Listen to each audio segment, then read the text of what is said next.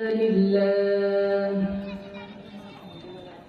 إن الحمد لله الذي بنعمته تتم الصالحات الذي علم القرآن خلق الإنسان وكرمه وعلمه من البيان ما لم يعلم فسبحان الذي لا يحصى امتنانه باللسان ولا بالقلم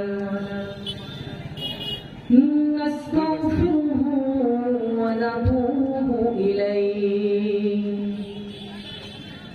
ونعوذ بالله من شرور أنفسنا ومن سيئات أعمالنا من يهد الله فلا مضل له ومن يضلل فلن تجد له وليا مرشدا ونشهد أن لا إله إلا الله وحده لا شريك له ونشهد أن سيدنا وسندنا وحبيبنا وطبيب قلوبنا وحبيب ربنا محمدا عبد الله ورسوله الذي أرسله الله تعالى بالحق بشيرا ونذيرا وداعيا إلى الله بإذنه وسراجا وقمرا منيرا أما بعد فأعوذ بالله من الشيطان الرجيم بسم الله الرحمن الرحيم إن الله وملائكته يصلون على النبي يا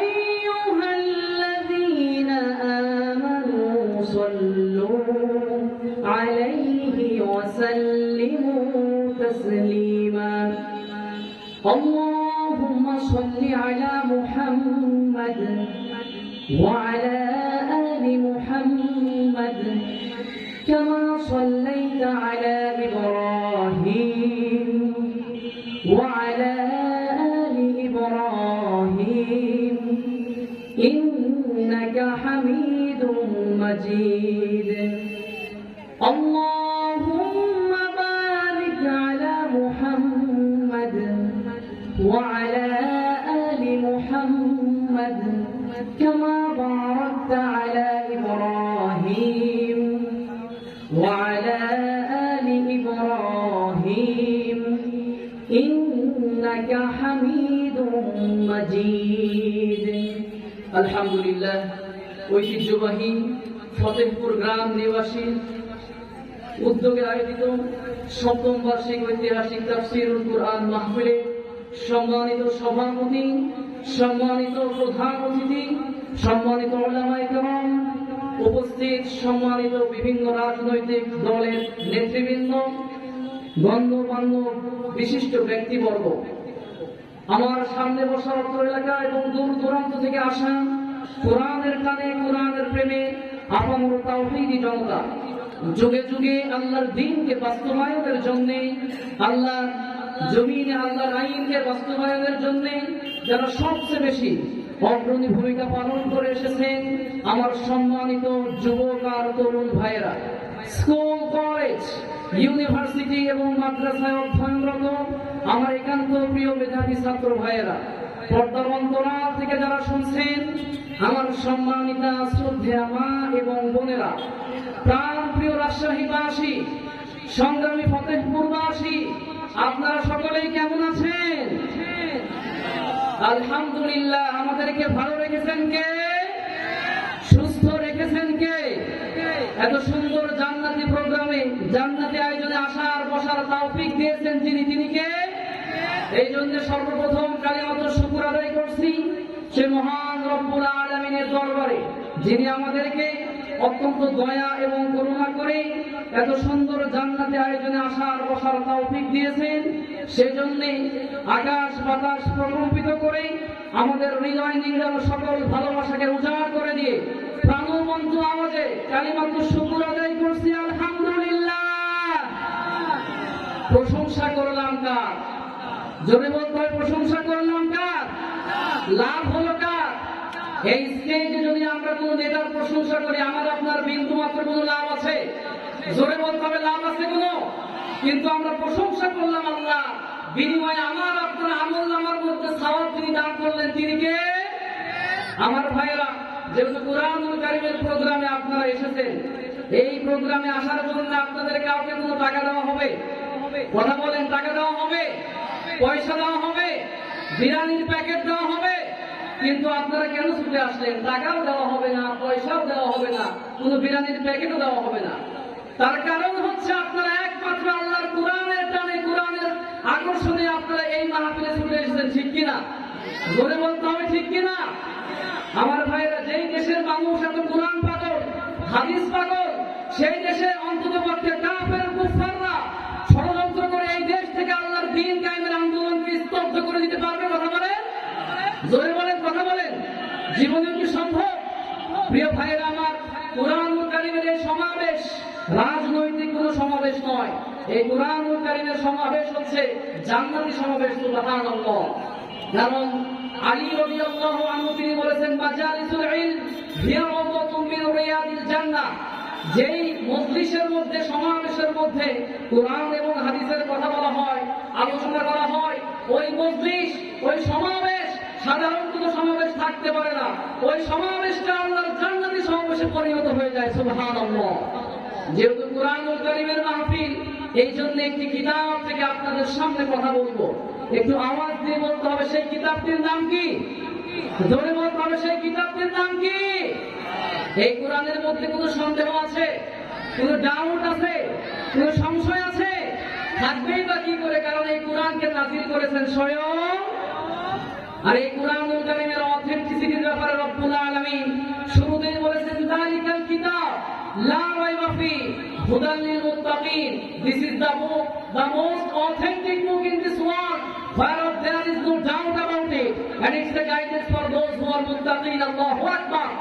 আল্লাহ পাক বলতেছেন, এমন একটি কিতাব আমি রব্বুল আলামিন পৃথিবীবাসীর জন্য নাযিল করলাম, এই কিতাবের মধ্যে কোনো সন্দেহ নাই, কোনো সংশয় নাই। এই ব্যাপারে কেউ কখনো সন্দেহ প্রকাশ করতে পারবে? এই কিতাব থেকে আমরা আজকে কথা শুনবো ইনশাআল্লাহ। যেহেতু আমাকে দিয়ে কুরআনুল কারীমের তাফসীর শুরু হবে, এই জন্য আমরা কুরআনুল কারীমের কিছু বৈশিষ্ট্য রয়েছে, এক্সক্লুসিভ আনপ্যারালাল কিছু ক্যারেক্টারিস্টিক্স রয়েছে, সেই বিষয়গুলো আমরা জেনে নেওয়ার চেষ্টা করবো ইনশাআল্লাহ। কুরআনুল কারীম এটা হচ্ছে সারা বিশ্বের মধ্যে সবচাইতে দামি কিতাব, সবচাইতে মূল্যবান কিতাব। এই কিতাবের মতো কিতাব পৃথিবীর মধ্যে আর দ্বিতীয়টা আছে? কথা বলেন, আর দ্বিতীয়টা আছে? এই কুরআনুল কারীম কেন এত দামি হলো? এই কুরআনুল কারীমের দাম কেন এত বেড়ে গেল? আজকে আমরা সেই কারণগুলো শোনার চেষ্টা করবো ইনশাআল্লাহ। কুরআনুল কারীমের মধ্যে এত দামি কিতাব পৃথিবীর মধ্যে কোনো ধর্মীয় কিতাব নাই। অন্যান্য অনেক ধর্ম থাকতে পারে, বেদ, রামায়ণ, জিন্দাভেস্তা, ত্রিপিটক, বাইবেলের ওল্ড টেস্টামেন্ট, নিউ টেস্টামেন্ট সহ এক কথায় পৃথিবীর অন্যান্য কোন ধর্মীয় কিতাব আমার আপনার কোরআনের মধ্যে এত দামি কিতাব হতে পারবে? এই জন্য আজকে আমরা কুরআনুল কারীমের কিছু অনন্য অসাধারণ বৈশিষ্ট্যগুলো আমরা জেনে যাওয়ার চেষ্টা করবো ইনশাআল্লাহ। কুরআনুল কারীমের নাম্বার 1, এক নাম্বার অনন্য অতুলনীয় বৈশিষ্ট্য হচ্ছে Quran is a book that is most read in this world. এই কোরআন এটা এমন একটি কিতাব, যে কিতাবের তেলাওয়াত গোটা বিশ্বে সবচেয়ে বেশি হয়ে থাকে। সুবহানাল্লাহ। এখন প্রশ্ন হতে পারে, এটা কিভাবে সম্ভব? মহাকাশ বিজ্ঞানীরা বলছেন পৃথিবীর ঘূর্ণায়মান পদ্ধতি, আহ্নিক গতি এবং বার্ষিক গতির ফলে পৃথিবীর বিভিন্ন দেশে বিভিন্ন টাইম হয়ে থাকে, সময়ের ভিন্নতা আছে না নাই? কথা বলেন। আপনাদের যে সমস্ত রিলেটিভ, আত্মীয় স্বজনরা ইউনাইটেড স্টেট অফ আমেরিকার মধ্যে বসবাস করছে। আপনারা তাদের কাছে খোঁজ নিয়ে দেখেন, আমাদের বাংলাদেশের সময় হচ্ছে এখন রাত 8টা। আপনাদের যে সমস্ত আত্মীয় স্বজন ইউনাইটেড স্টেট অফ আমেরিকায় থাকতেছেন তাদের কাছে আপনি খোঁজ নিয়ে দেখেন, এখন তাদের ওখানে রাত 8টা না, সকাল 9টা। আমার ভাইয়েরা এইভাবে করে সৌদি আরবিয়ার মধ্যেও দেখবেন কয়েক ঘন্টার ডিফারেন্স। এই জন্যই মহাকাশ বিজ্ঞানীরা বলছেন যে পৃথিবীর ঘূর্ণায়মান পদ্ধতি, আহ্নিক গতি এবং বার্ষিক গতির ফলে যেহেতু পৃথিবীর বিভিন্ন প্রান্তরে বিভিন্ন দেশে সময়ের ভিন্নতা আছে, সুতরাং পৃথিবীর কোন না কোন দেশের কোন না কোন প্রান্তে 24টা ঘন্টার প্রত্যেকটা মিনিটের প্রত্যেকটা সেকেন্ডে আজান হয়, একামত হয়, নামাজ হয়। আমি আপনাদের কাছে প্রশ্ন ছুড়ে দিলাম, বলেন তো দেখি, নামাজের মধ্যে কোরআনকে বাদ দিয়ে বুখারী কিংবা মুসলিম শরীফ থেকে তেলাওয়াত করলে নামাজ হবে? জোরে বলেন, নামাজ হবে? তার মানে বোঝা গেল পৃথিবীর মধ্যে একটি মাত্র কিতাব হচ্ছে কোরআন, যে কোরআনের তেলাওয়াত গোটা বিশ্বের কোন না কোন দেশের কোন না কোন প্রান্তরে 24টা ঘন্টার প্রত্যেকটা মিনিটের প্রত্যেকটা সেকেন্ডে তেলাওয়াত হয়। সুবহানাল্লাহ। পৃথিবীর মধ্যে আর কোন কিতাব আপনি খুঁজে পাবেন না যে কিতাবের তেলাওয়াত 24টা ঘন্টার প্রত্যেকটা মিনিটের প্রত্যেকটা সেকেন্ডে হয়ে থাকে। আছে মাত্র একটা কিতাব, চিল্লা বলতে হবে, সেই কিতাবের নাম কি? সেই কিতাবের নাম এই কিতাব। আবার এই কিতাব গোটা বিশ্বের মধ্যে সবচাইতে বেশি বিনামূল্যে বিতরণ হয়েছে যে কিতাব, সেই কিতাবের নাম কি? যে কিতাব গোটা বিশ্বে ছাপাখানায় সবচাইতে বেশি ছাপা হয়েছে সেই কিতাবের নাম কি? জোরে বলতাম, সেই কিতাবের নাম কি?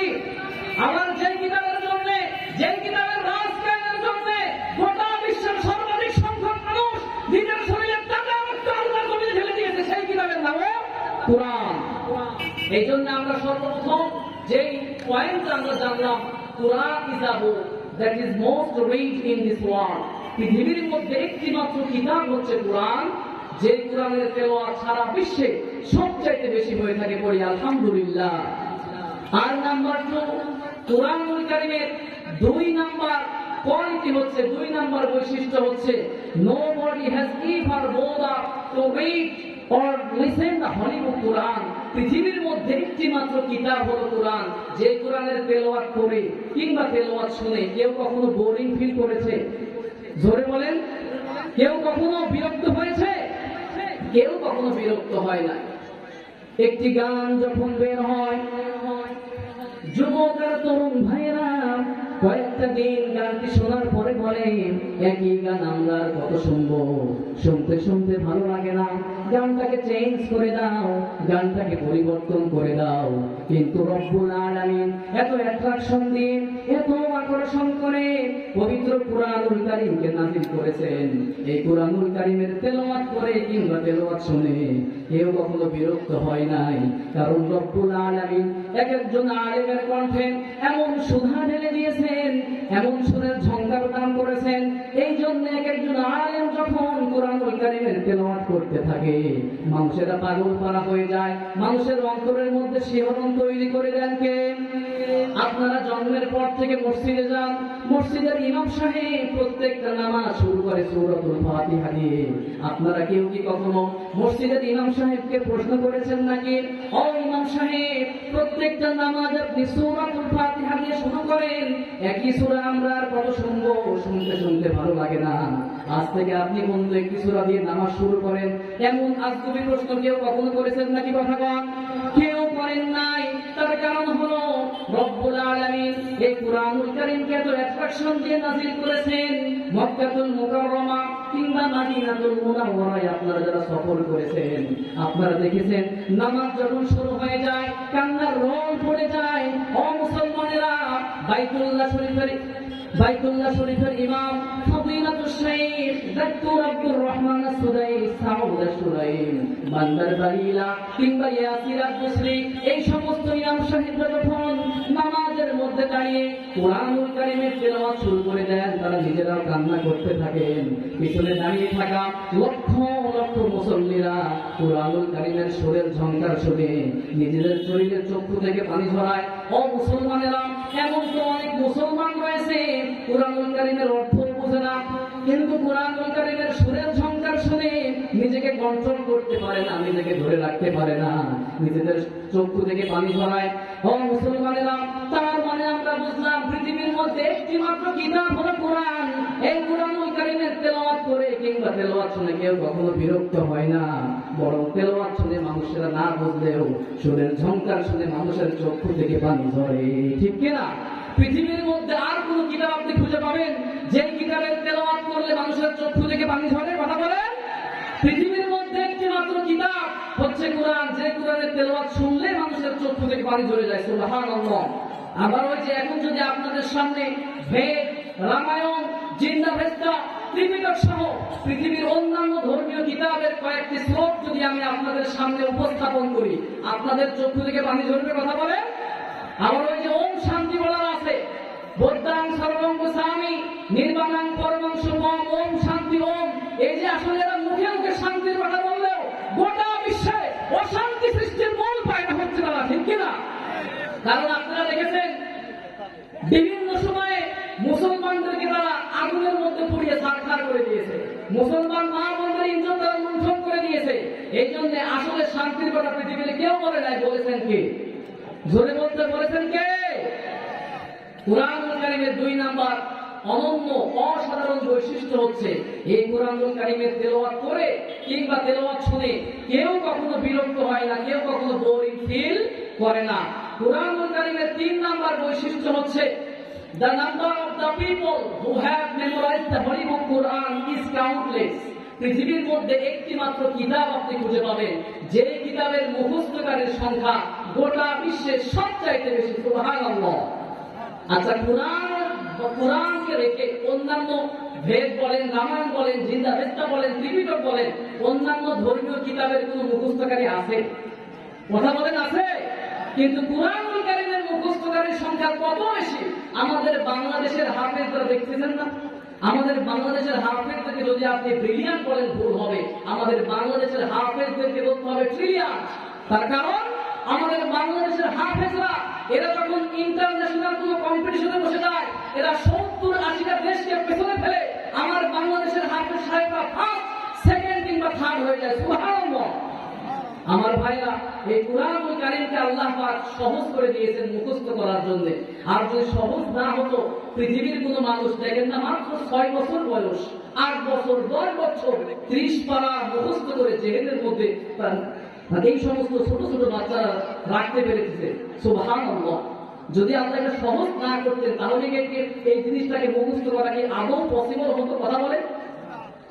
আল্লাহ রাব্বুল আলামিন পবিত্র কুরআনুল কারীমের 54 নম্বর সূরা সূরা কমারের 17, 22 এবং 32, 40 নম্বর আয়াতের মধ্যে রব্বুল আলামিন একই কথা 4 বার বললেন, ওয়ালাকাদ ইয়াসসারনাল কুরআনা লিযিকরি ফাহাল মিন মুদ্দাকির।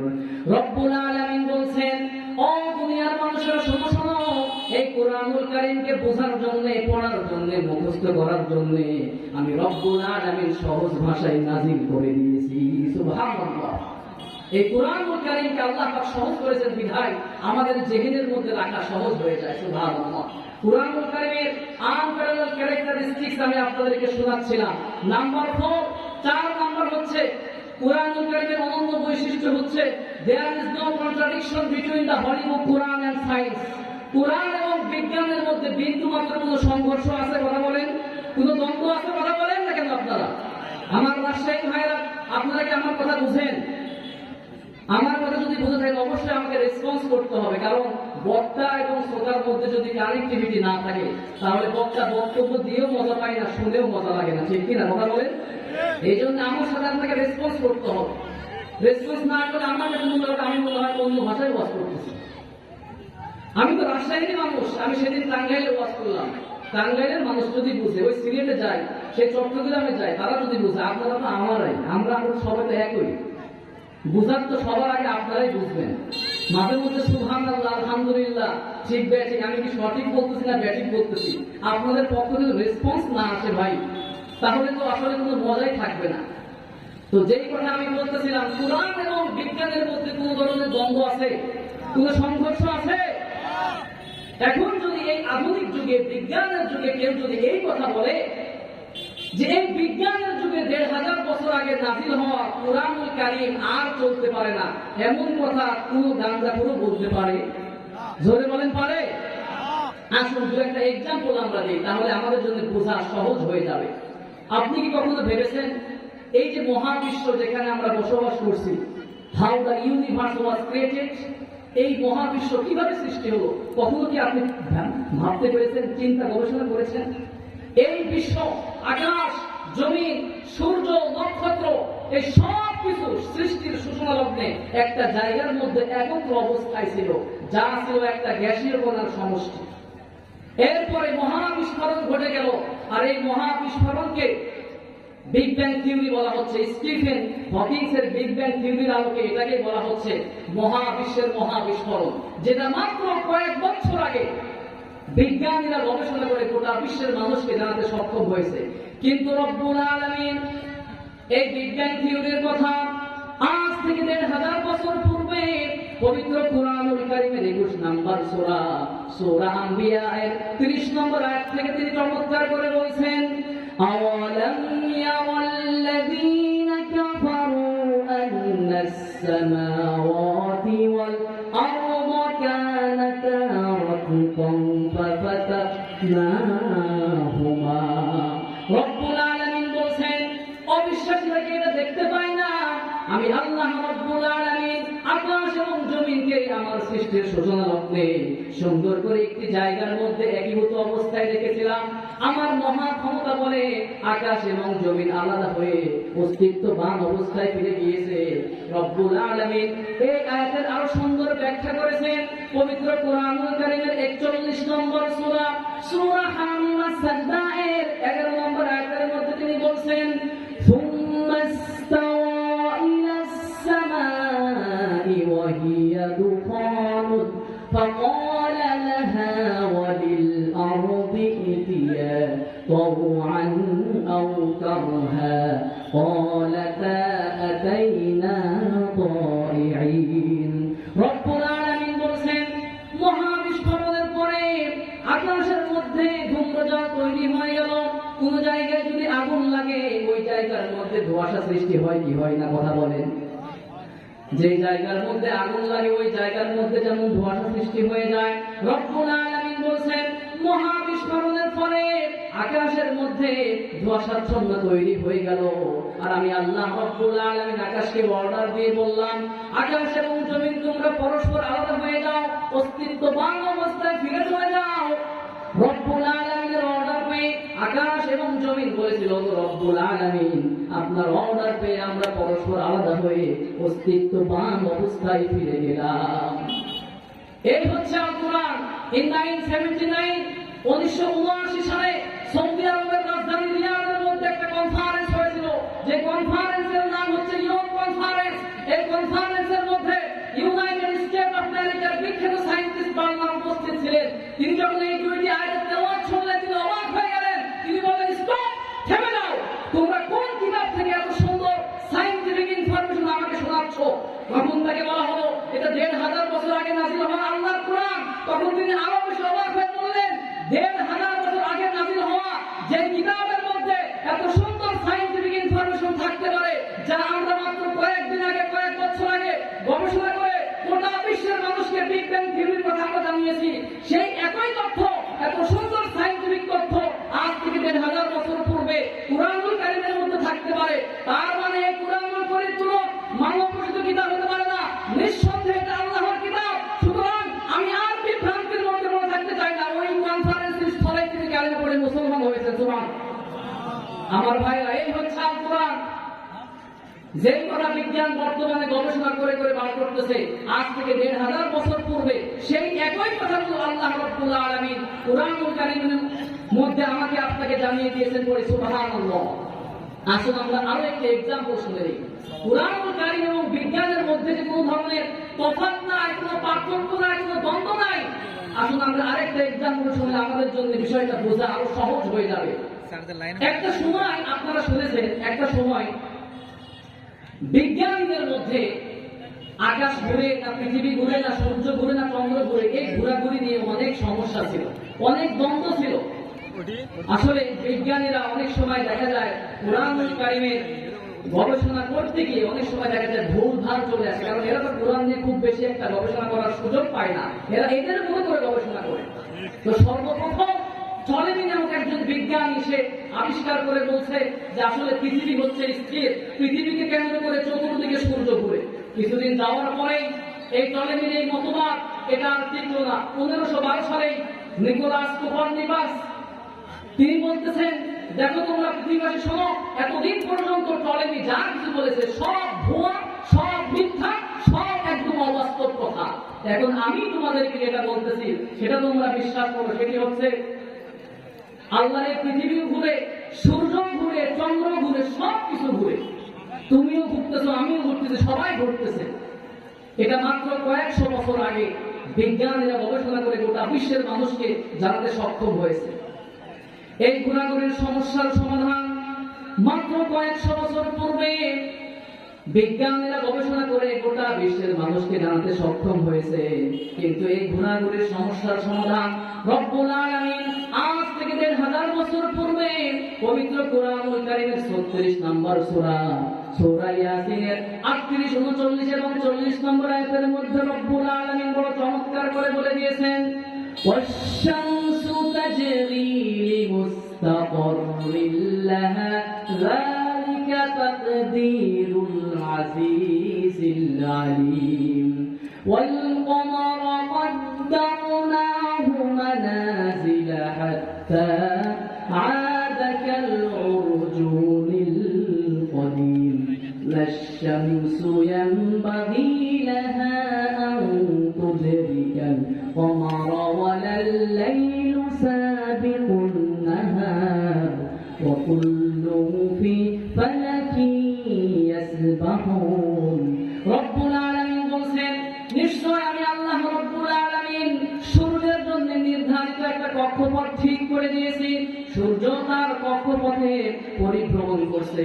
চন্দ্রের জন্য আমি আলাদা একটা মঞ্জিল তৈরি করে দিয়েছি। চন্দ্র সে তার মঞ্জিলে পরিভ্রমণ করছে। সূর্য কখনো চন্দ্রের কাছাকাছি যেতে পারে না, চন্দ্র কখনো সূর্যের নাগালে আসতে পারে না, রাত কখনো দিনের আগে যেতে পারে না। প্রত্যেকেই যার যার নিজ নিজ কক্ষপথে ঘুরছে আর পরিভ্রমণ।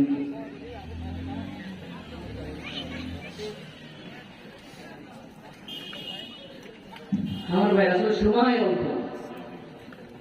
আমরা যে কথাটি শুনতেছিলাম সেটা হচ্ছে কোরআন এবং বিজ্ঞানের মধ্যে কোন ধরনের দ্বন্দ্ব আছে কথা বলেন, কোন ধরনের মিস ইনফরমেশন আছে কথা বলেন। আমার ভাইরা যেহেতু বক্তা চলে এসেছেন, আমার ভাইরা যে কথাটি আমরা বলতেছিলাম, আসলে যেই সময় আমার যুবক আর তরুণ ভাইরা যেই সময় ফিলিস্তিনের মুসলমানরা মার খাচ্ছে, ইসকনের মাধ্যমে বাংলাদেশের নারীদের ইজ্জত লুণ্ঠন করে দেওয়া হচ্ছে, সেই সময় আমার যুবক আর তরুণ ভাইরা আমরা বিভিন্ন বিষয়ে আমরা মত্ত হয়ে রয়েছি। আমরা ইউটিউবিং, ফেসবুকিং করতে করতে আমাদের সময় চলে যাচ্ছে। আমার ভাইয়ের একটা জিনিস না বললেই নয়, আপনারা জেনেছেন সারা বিশ্বের মধ্যে আমরা মুসলমানরা হচ্ছে সবচাইতে বড় পরধর্ম সহিষ্ণু জাতি। আমাদের মতো পরধর্ম সহিষ্ণু জাতি আর দ্বিতীয় কেউ আছে কথা বলেন? দ্বিতীয় কেউ আছে? আমাদের বাংলাদেশের মধ্যে আমরা আমাদের হিন্দু ভাইদেরকে সবচাইতে বেশি নিরাপত্তা দিয়ে রেখেছি। হিন্দু ভাইরা আমাদের দেশের মধ্যে সবচেয়ে নিরাপদ অবস্থায় আছে নাকি অনিরাপদে আছে কথা বলেন আমার ভাইরা? অথচ আমরা যুবকরা, আমরা মুসলিম যুবকরা আমাদের যে রেসপন্সিবিলিটি ছিল, আমাদের যে দায়িত্ব ছিল, সেই দায়িত্ব থেকে আমরা অনেক দূরে পড়ে রয়েছি। যুবক, তোমার তো এই চরিত্র হওয়ার কথা ছিল না। তুমিও একজন যুবক। বিশ্বনবীর সাহাবী জুলাইবি তিনিও একজন যুবক। বিশ্বনবীর সাহাবী জুলাইবি তিনি একজন খাটো একজন মানুষ ছিলেন। তার চেহারা খুব বেশি সুন্দর ছিল না। তার আরো একটি নাম হচ্ছে তামিম। তামিম মানে হচ্ছে কুচকুচে কালো। তিনি অত্যন্ত কুচকুচে কালো মানুষ ছিলেন। তার টাকা পয়সা, ধন দৌলত, গাড়ি বাড়ি কিছুই ছিল না। এমন একজন গরিব সাহাবী বিশ্বনবী সাল্লাল্লাহু আলাইহি ওয়াসাল্লাম একদিন সাহাবীদেরকে নিয়ে বসা। জুলাইবি রাদিয়াল্লাহু আনহু বিশ্বনবী সাল্লাল্লাহু আলাইহি ওয়াসাল্লামের সামনে দিয়ে হেঁটে হেঁটে যাচ্ছিলেন। নবীজি বললেন, ও জুলাইবি, তুমি কোথায় যাচ্ছ? এদিকে আসো। বিশ্বনবী সাহাবীদেরকে বললেন, আমার সাহাবীরা, আমার জুলাইবিকে তোমরা চিনো নাকি? জুলাইবিকে কেউ চিনে না। তার কোনো পপুলারিটি ছিল না, তার কোনো জনপ্রিয়তা ছিল না। বিশ্বনবী জুলাইবিকে ডেকে বললেন, ও ওগো আমার জুলাইবি, তুমি তো অবিবাহিত, তুমি কি বিয়ে করবা না? এখানে অবিবাহিত যুবক আছে না নাই? কথা বলেন, বিয়ে করার দরকার আছে না নাই? বিশ্বনবী বললেন, ও জুলাইবি, তুমি কি বিয়ে করবা না? জুলাইবি বললেন, ও আল্লাহর নবী, আমি একজন গরিব সাহাবী, আমার টাকা নাই, পয়সা নাই, গাড়ি নাই, বাড়ি নাই, আমার কিচ্ছু নাই। পৃথিবীতে কোন মা, কোন বাবা তাদের মেয়েকে আমার সঙ্গে বিয়ে দিবে? সুতরাং আমি পরকালের অপেক্ষায় রয়েছি। বিশ্বনবী সাল্লাল্লাহু আলাইহি ওয়াসাল্লাম প্রথম দিন কিছুই বললেন না, তাকে ছেড়ে দিলেন। দ্বিতীয় দিন তিনি আবার একই কথা বললেন, ও জুলাইবি, তুমি কি বিয়ে করবে না? বিশ্বনবীর সাহাবী জুলাইবি রাদিয়াল্লাহু আনহু বলছেন, ও আল্লাহর নবী, আমি পরকালের অপেক্ষায় রয়েছি। তৃতীয় দিনেও বিশ্বনবী জুলাইবিকে বললেন, ও জুলাইবি, তুমি কি বিয়ে করবে না? জুলাইবি একই উত্তর দিলেন। বিশ্বনবী সেই জুলাইবিকে কাছে ডাকলেন, বললেন, আমার সাহাবী জুলাইবি, আমার অমুক আনসারীর বাড়িতে তুমি চলে যাও। আনসারীর বাড়িতে তিনি চলে গেলেন। বিশ্বনবী সাল্লাল্লাহু আলাইহি ওয়াসাল্লামের দেওয়া সেই প্রস্তাব সেই আনসারী সাহাবীর বাড়িতে গিয়ে দিলেন। আনসারী সাহাবী বললেন, ওগো জুলাইবি, তোমার টাকা নাই, পয়সা নাই, গাড়ি নাই, বাড়ি নাই, ধন দৌলত কিছুই নাই, তোমার কাছে আমার মেয়েকে আমরা বিয়ে দিতে পারবো না। একটু দাঁড়াও, আমার স্ত্রীর সঙ্গে আমি একটু কথা বলে আসি। স্ত্রীকে বলা হলো, স্ত্রী বলছে, না, জুলাইবির টাকা নাই, পয়সা নাই, গাড়ি বাড়ি কিচ্ছু নাই, সে তো নিজেই খেতে পারে না, তাহলে আমার মেয়েকে খাওয়াবে কি? যখন তারা স্বামী স্ত্রী এই কথা বলছেন, ঘরের ভেতর থেকে সেই মেয়েটি বলছে, ওগো মা, ওগো বাবা, বিশ্বনবীর সেই প্রস্তাবকে তোমরা কিভাবে পাঠিয়ে দিচ্ছ? তোমরা যদি এই বিয়েতে রাজি নাও থাকো, আমি মেয়ে হয়ে জুলাইবির সঙ্গে বিয়ে বসার জন্য রাজি হয়ে গেলাম। বিশ্বনবী সাল্লাল্লাহু আলাইহি ওয়াসাল্লামের গরীব সাহাবী জুলাইবি, তিনি বিয়ের প্রস্তাব দিলেন, কিন্তু তারা রাজি হলো না। বিশ্বনবীর সাহাবী আনসারী সাহাবী নিয়ে রাজি হয়ে গেল।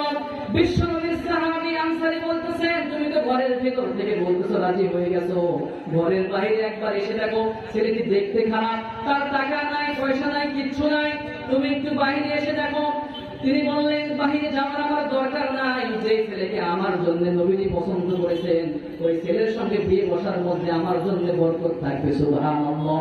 আমার ভাইরা, আমার বন্ধুরা, বলেন তো দেখি, এই একজন মহিলা সাহাবী বিয়ে বসার ক্ষেত্রে দ্বীনদারিতাকে প্রাধান্য দিলেন নাকি দুনিয়াকে প্রাধান্য দিলেন? কথা বলেন।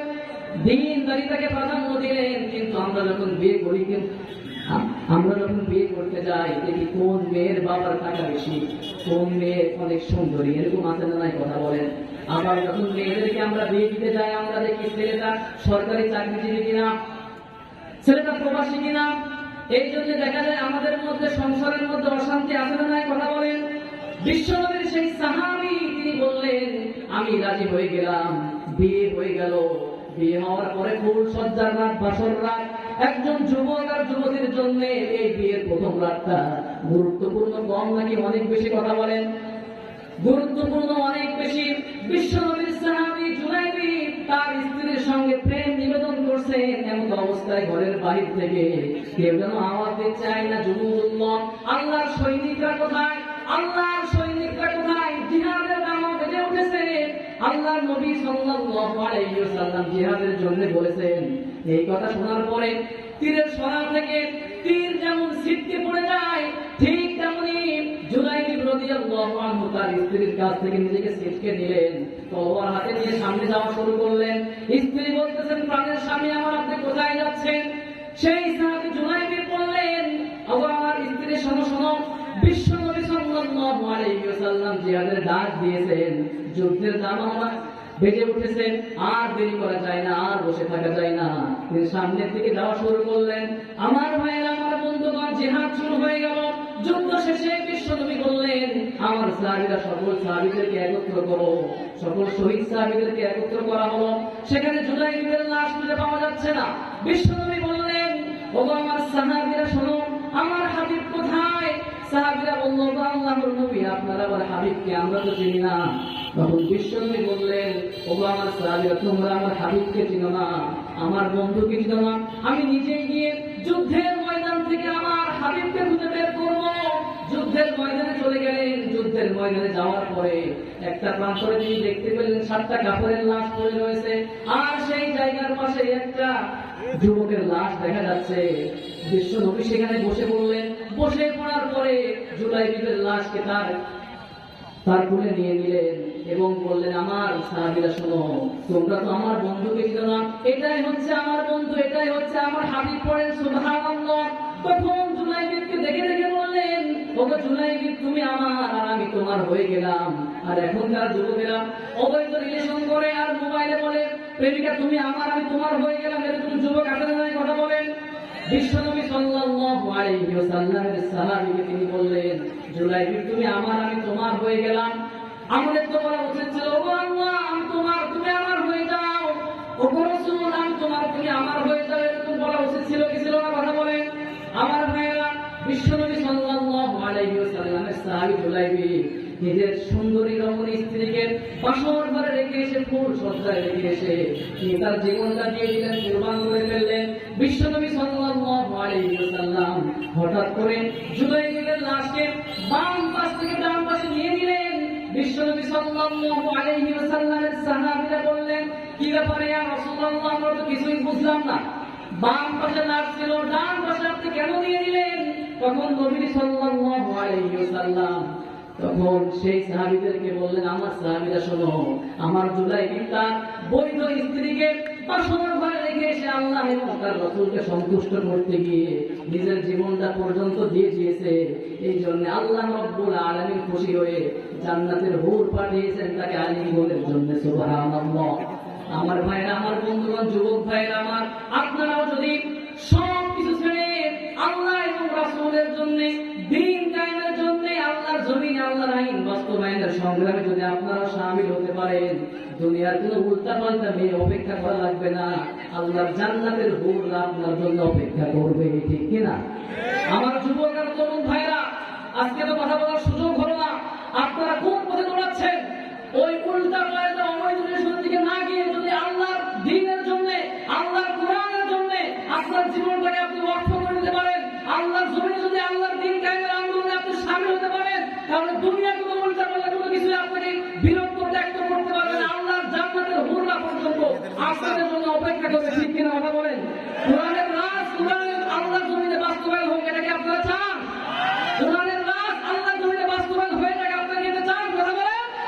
আল্লাহ রাব্বুল আলামিন আমাদের সকলকে, আমরা সবাই মিলে যেন আল্লাহর জমিনে আল্লাহর আইন বাস্তবায়নের সংগ্রামে শামিল হতে পারি। রব্বুল আলামিন আমাদের সকলকে তৌফিক দান করুন, পড়তে আমিন। ওয়া আখিরু দাওয়ানা আলহামদুলিল্লাহি রাব্বিল আলামিন। আসসালামু